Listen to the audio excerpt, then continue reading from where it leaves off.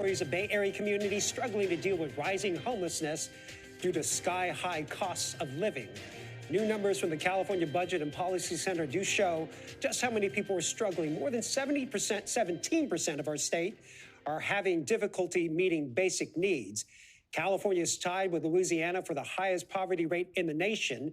Children have suffered the most. Child poverty more than doubled in California between 2021 and 2024, now approaching 19%. That reality has led to record rates of homelessness right here in California. And when we talk about the challenges of solving the crisis, it's sometimes easier just to point the fingers and talk about what's not working. But successful cases do exist. That includes a notorious RV encampment in Berkeley on 2nd Street between Cedar and Page, where outreach workers were able to move nearly all the residents into a shelter motel.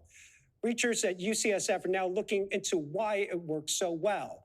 And this is what the encampment used to look like: several blocks lined with vehicles and trash, a definite health and safety hazard.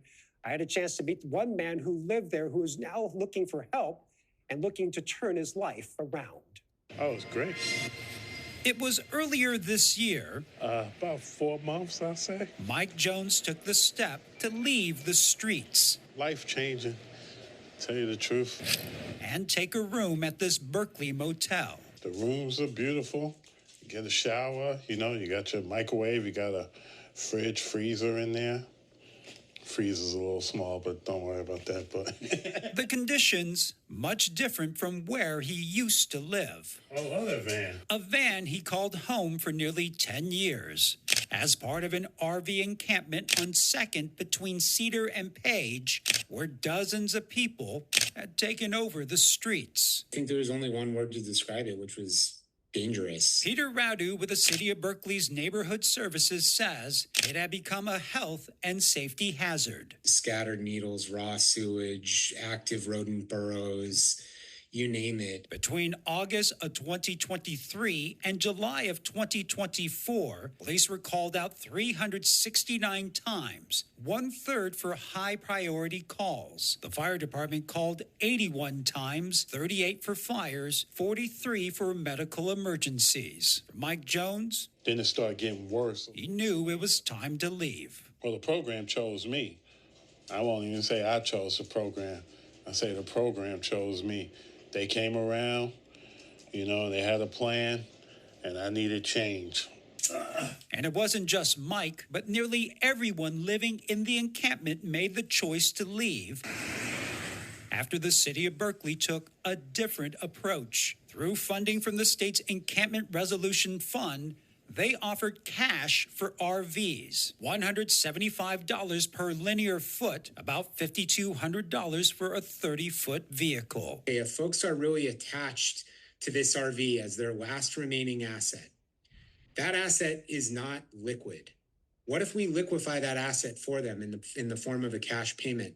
And we found that overwhelmingly, for 29 out of the 32 vehicles that we targeted this to, the answer to that was yes. And it worked, where today, 2nd Street between Cedar and Page looks like a completely different world. So how many people live here now?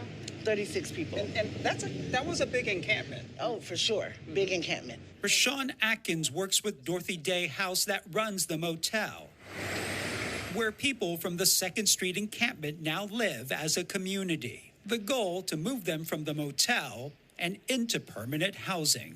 We've had 4 to 5 different people that have moved into permanent housing, and we've had some people reunite with family, which is really important because a lot of times when you're out in an encampment, you're disconnected from your children or your sisters and brothers, and so they've had the opportunity to reconnect with family. For Mike Jones, he says he appreciates the staff treating him like a human being. They don't look at you in a down way or nothing, they understand, because it could be them one day, you just never know. And that having his own room while he waits for permanent housing gives him a sense of dignity. I hope to have programs like this for everybody else around the Bay Area. Dignity he hopes others who have fallen into the same situation can experience as they too try to turn their lives around. And we should mention, as part of the deal of the RV buyback, residents receive 15% of the cash up front when they move into the motel, and the rest of the cash once their vehicle is towed. If they choose not to stay, they keep that 15%, no questions asked. The city is now looking at a series of RV encampments in West Berkeley. This is around Gratian Street and Dwight Way. They're now working with Alameda County and the state to secure funding to replicate that program with Dorothy Day House. The money would go to lease a 32-room motel and pay for another RV buyback program.